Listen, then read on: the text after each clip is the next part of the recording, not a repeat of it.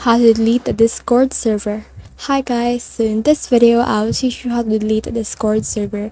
So if you want to learn how it's done, just watch this video until the very end. It's pretty quick and simple, so let's go. So you can actually do this on all platforms, like you can do this on your Android, your iPhone, and also your desktop.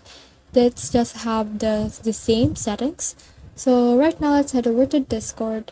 So if you don't own the channel, then what you can do is to head over to that channel, then long press it. You can click see this more option, and then from in there just scroll down and you can see the option to leave server. So click on leave server right here and click on yes in order to leave the server.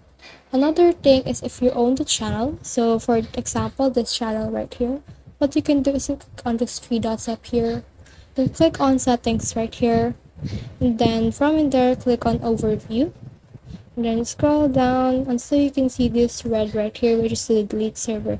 So click on this delete server right here, click on yes, and then after that, as you can see, the server has been deleted. So that's the whole process. I hope this video helped you to delete the Discord server. If you have questions or comments, kindly put in the comment section below, and if not, don't forget to subscribe and like. Thanks.